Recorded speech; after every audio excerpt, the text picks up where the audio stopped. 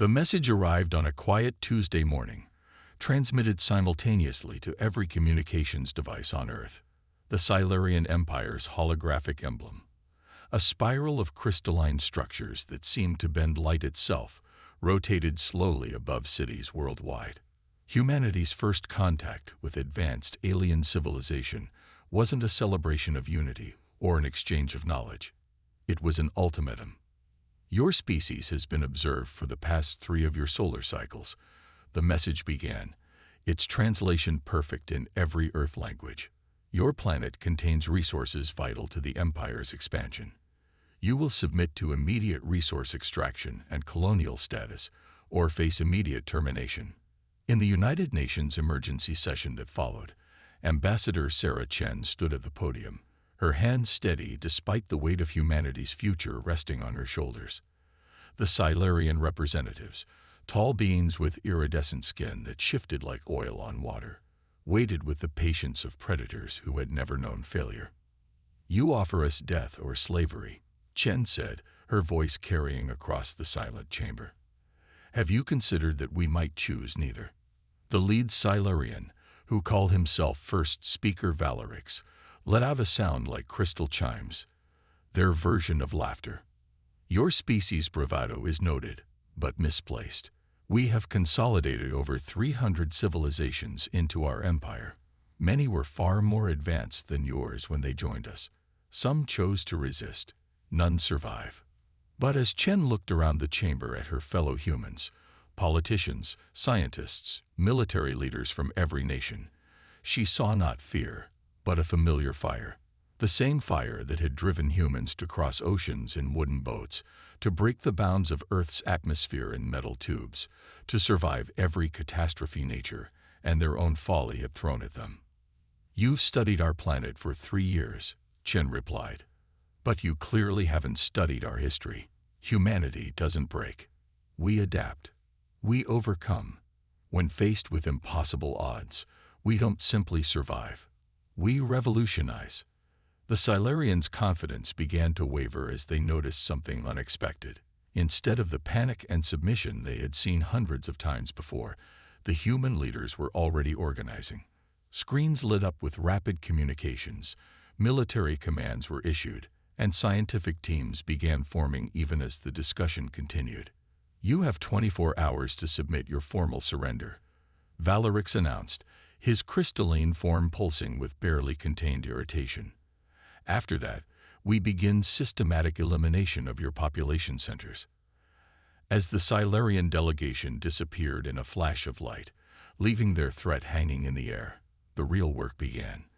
Deep beneath the Rocky Mountains, the Quantum Defense Initiative, a secret international program established after the first detection of the Silurian ships, activated its network. Similar facilities beneath the Himalayas, the Australian outback, and the Sahara Desert hummed to life. Dr. James Morrison, lead scientist of the QDI, faced a wall of screens showing humanity's hidden preparations. "They think we spent the last 3 years ignorant of their presence," he said to the assembled team. "They don't realize we've been analyzing their technology, their patterns, their weaknesses. They expect us to fight like everyone else they've conquered, with direct force and conventional weapons." In orbital shipyards concealed by experimental cloaking technology, vessels unlike anything humanity had previously acknowledged began powering up.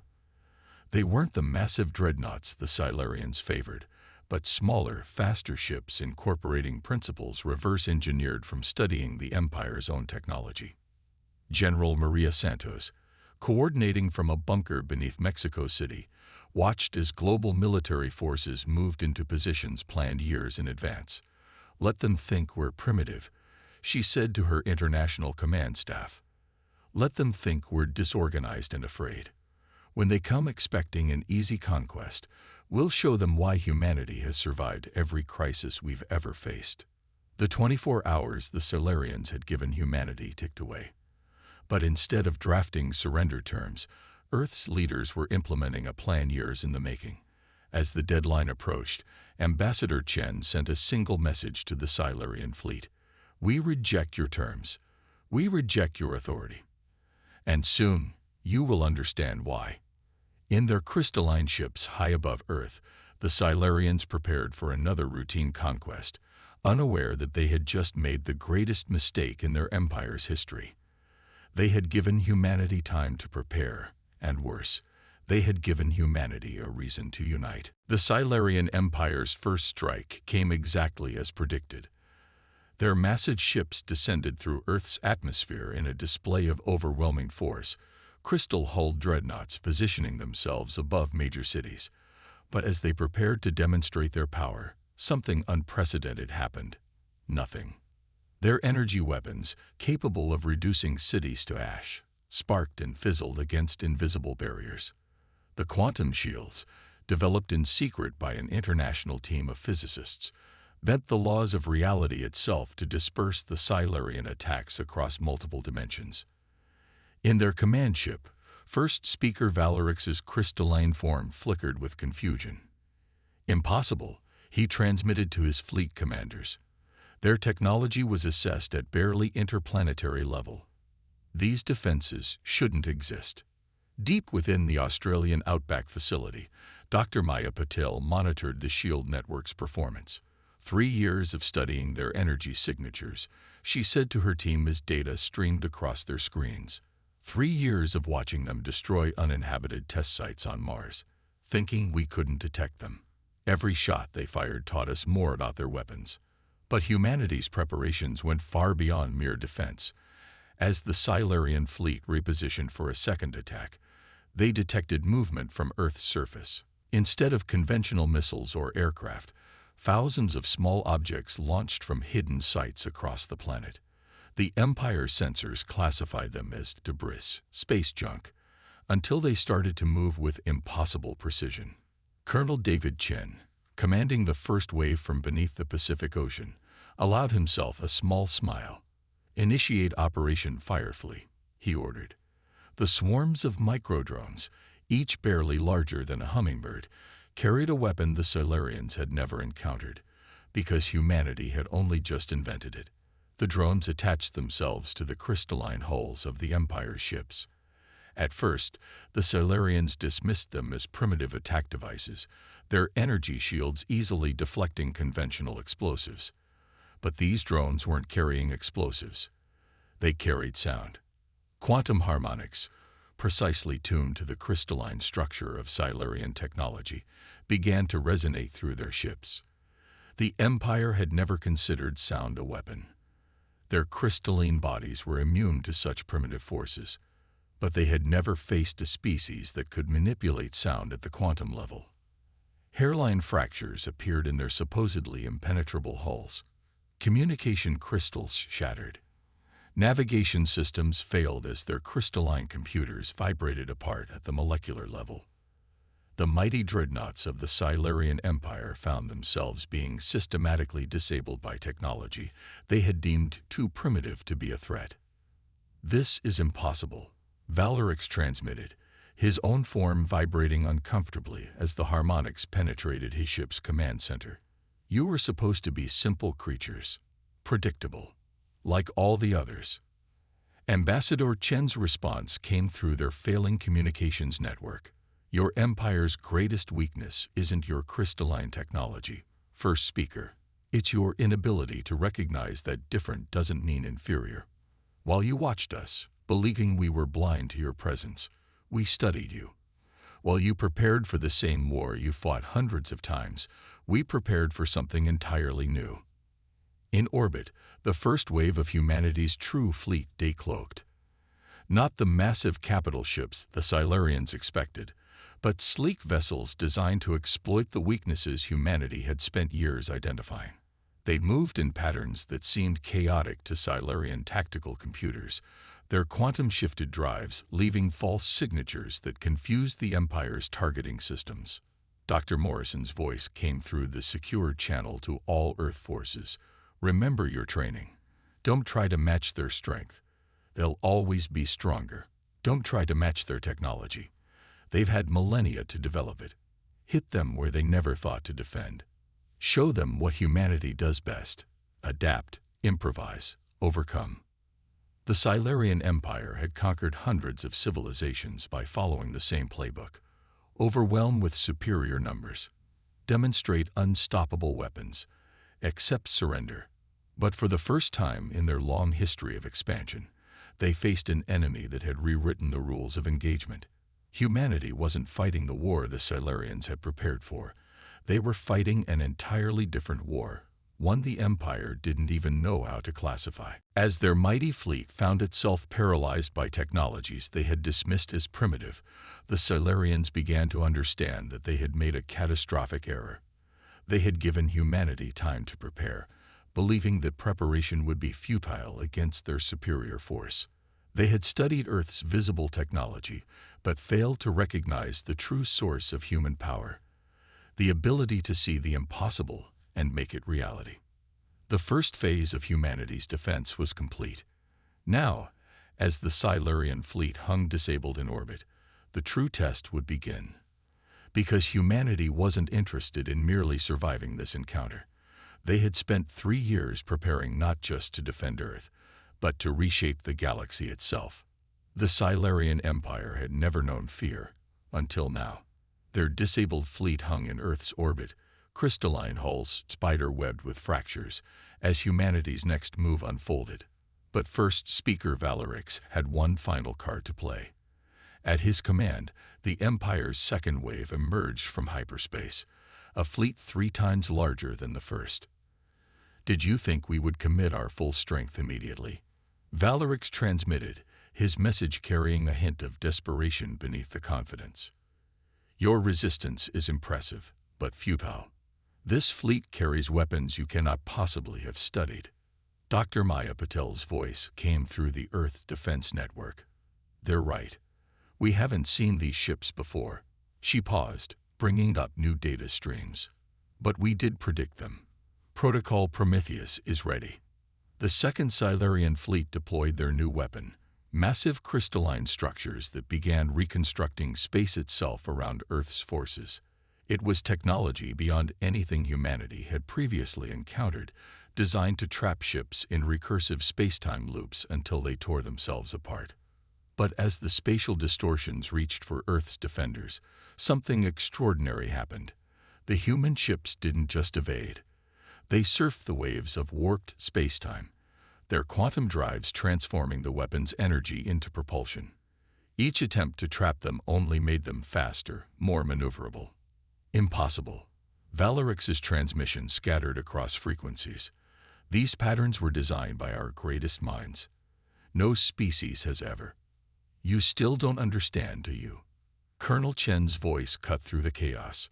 "While you spent millennia perfecting your crystals, we spent our history learning to adapt. Every crisis, every war, every disaster taught us one thing: there's always another way." From hidden bases across the solar system, humanity's true masterpiece revealed itself.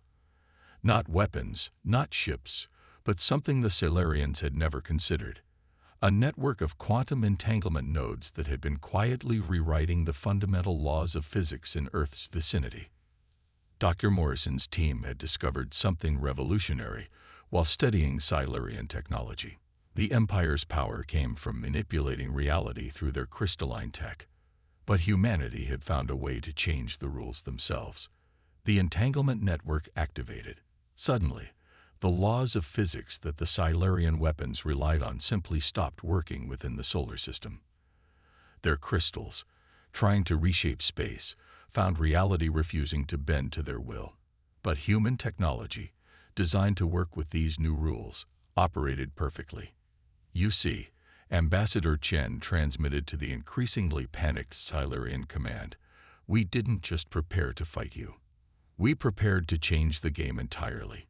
Your empire is built on the assumption that your understanding of physics is absolute. We built our defense on the principle that nothing is absolute." Across the solar system, the entanglement network continued its work. Quantum fields shifted.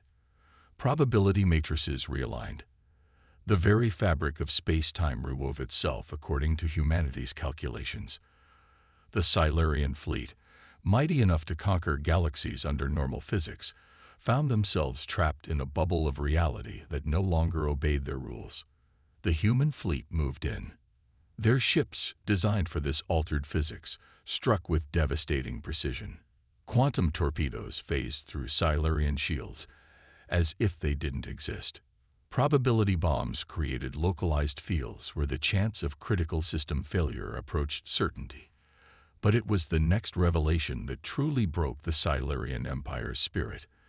As their ships tried to retreat, they discovered that humanity's quantum network had spread beyond the solar system through hidden nodes planted by stealth ships over the past 3 years.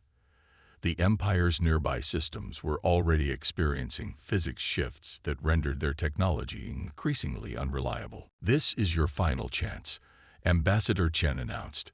"You can retreat to the edges of your empire, where reality still follows your rules. Or you can continue this fight and watch as the laws of physics themselves turn against you, system by system."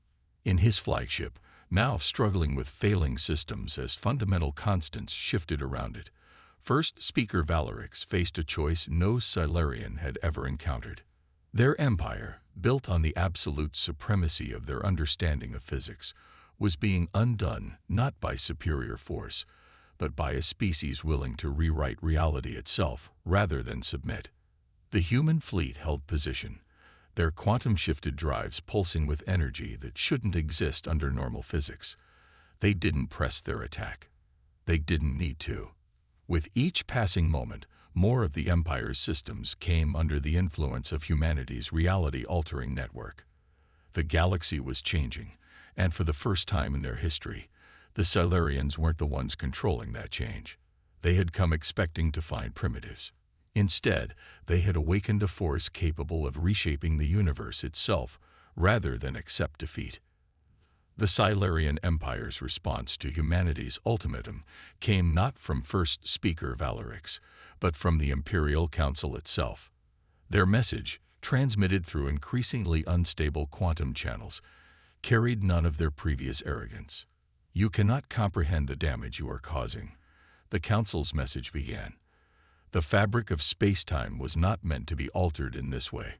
You risk destroying not just our empire, but reality itself." From her command center beneath the Himalayas, Dr. Maya Patel studied the data streams flowing through the quantum network. "They're wrong," she announced to the assembled human leadership.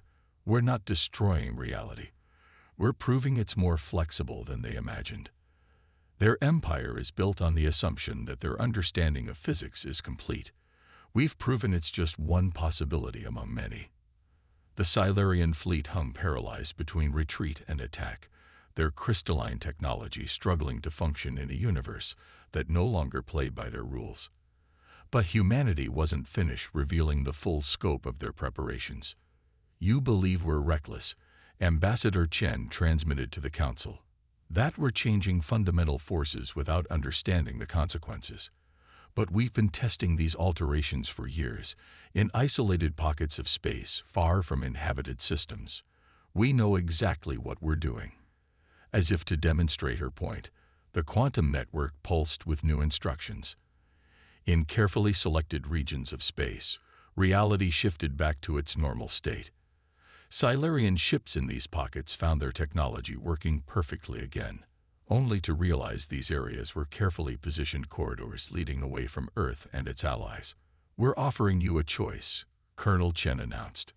"These stable corridors will allow you safe passage back to your core worlds.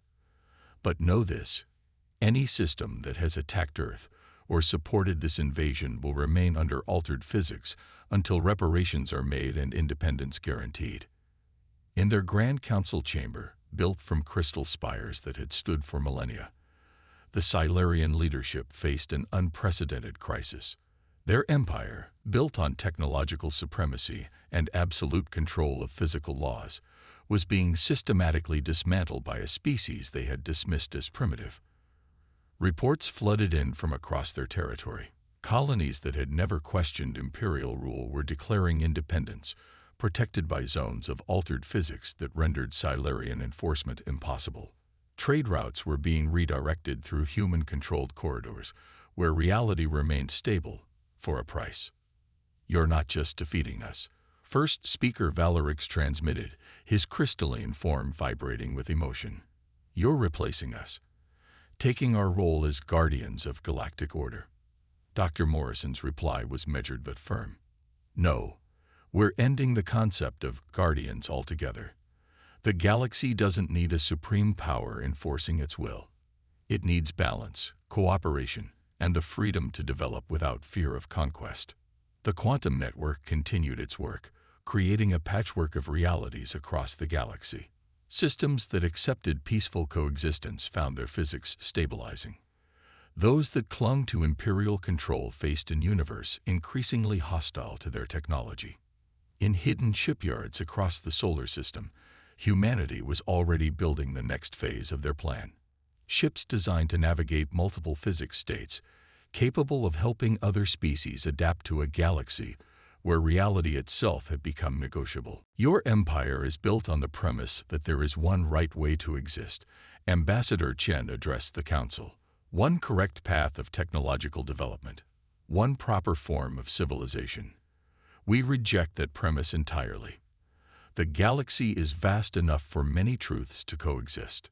To demonstrate this philosophy, humanity revealed their final surprise. The quantum network wasn't just capable of altering physics. It could maintain multiple sets of physical laws simultaneously in the same region of space. Zones were established where both Silurian and human technology could function side by side, along with any other approach to manipulating reality. "This is our terms for peace," Chen continued. "Not submission, not division, but true coexistence. A galaxy where different laws of physics can overlap without conflict, where multiple approaches to technology and civilization can thrive together."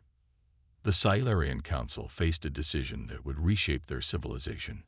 Their empire had spent millennia imposing order through force, believing their understanding of reality was supreme. Now they faced a species that hadn't just defeated them militarily, but had fundamentally challenged their entire worldview. As the Council deliberated, humanity's influence continued to spread. The quantum network expanded not through force, but through choice. System after system opted into the new paradigm, choosing to exist in a reality where multiple physical laws could coexist rather than submit to a single enforced truth. 1 year after humanity's quantum network changed the face of the galaxy, the Grand Chamber of the new Galactic Concordat hosted an unprecedented gathering. Representatives from 1,000 species, former subjects of the Silurian Empire, independent civilizations, and even the Silurians themselves, assembled in a space where multiple physics frameworks coexisted seamlessly. Ambassador Chen stood at the center of the chamber, her form visible to all species through their preferred means of perception. Some saw her through crystalline matrices, others through quantum probability fields, and still others through conventional light. The technology making this possible was a testament to humanity's vision of unity through diversity. "A year ago, we faced extinction," she began. The Silurian Empire believed they had encountered just another primitive species to conquer or destroy. Instead, they found humanity. But our victory wasn't about superior weapons or better technology. It was about imagination, the ability to see beyond established limits. In orbit above Earth, the first graduates of the Multiversal Physics Academy were completing their training. Teams composed of humans, reformed Silurians, and dozens of other species worked together to understand and manipulate the overlapping realities humanity had discovered. Each brought their own perspective, their own understanding of how the universe worked, contributing to a greater whole. Dr. Morrison, now leading the academy, watched as his students demonstrated their projects. A former Silurian crystal tech expert collaborated with a human quantum physicist and a gas-based intelligence from the Carina Nebula, their combined insights pushing the boundaries of what was possible when multiple physics frameworks interacted. The greatest obstacle to progress, Morrison addressed his students, isn't technical limitation. It's the belief that there's only one right way to understand the universe. The Silurian Empire's mistake wasn't their technology. It was their certainty that their way was the only way. Across the galaxy, the effects of humanity's revolution continued to ripple outward. The quantum network had evolved beyond its original purpose as a weapon. Now it served as the foundation for a new kind of civilization, one where different species could exist according to their own physical laws, while still interacting and trading with others. Former imperial worlds flourished under the new paradigm. Some chose to maintain traditional Silurian physics in their local space, while opening special zones for foreign contact. Others embraced a full spectrum of overlapping realities, becoming hubs of interspecies cooperation and technological innovation. First speaker Valerix, now serving as the Silurian representative to the Concordat, addressed the assembly. "We thought we were bringing order to chaos. Instead, we were imposing limitation on infinity. Humanity showed us that true order comes not from enforcing uniformity, but from finding harmony in diversity." The quantum corridors that had once been evacuation routes for the defeated Silurian fleet were now busy trade lanes, carrying ships of all designs between stars. Vessels of crystalline geometry flew alongside probability waves and conventional matter craft, each operating according to its own physics while sharing the same space. Deep beneath the Rocky Mountains, Dr. Patel and her team monitored the network's performance. The displays showed not just the status of different physics zones, but the growing interconnections between them. New possibilities emerged where different frameworks overlapped, spawning technologies that would have been impossible under any single set of physical laws. "We're recording thousands of voluntary transitions to mixed physics zones every day," she reported. "Species that once thought themselves incompatible are finding ways to coexist, not by changing who they are, but by understanding that reality is big enough for all of us." Ambassador Chen concluded her address to the Concordat. "The Silurian Empire asked humanity to submit or die. We chose neither. Instead, we showed the galaxy a third option: evolve. Not through force, not through uniformity, but through embracing the infinite possibilities that exist when we stop trying to make everyone follow the same rules." As she spoke, the quantum network registered a new milestone. For the first time, more of the galaxy operated under mixed physics than under any single framework. The age of empires enforcing their version of reality was over. A new era had begun, one where countless civilizations could develop according to their own nature, while still remaining part of a greater whole. "This is humanity's gift to the galaxy." Chen's voice carried across multiple realities simultaneously. "Not dominance, not revenge, but possibility. We fought not just for our right to exist, but for everyone's right to exist in their own way. And in doing so, we've discovered that the universe is far more wonderful and strange than any single species could have imagined." The assembly ended with a demonstration that would have been impossible a year earlier. Representatives from 100 species, each existing according to different physical laws, came together in the chamber center. Their combined energies, operating under multiple overlapping frameworks of reality, merged to create a display of light and matter that represented something entirely new. A galaxy where diversity wasn't just tolerated, but celebrated as the source of its greatest strengths.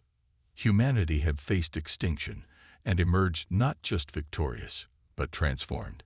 In saving themselves, they had liberated countless others and reshaped the very nature of civilization itself. The stars above Earth now shone with new possibility, their light carrying the promise of a future where every species could find its own path to the infinite.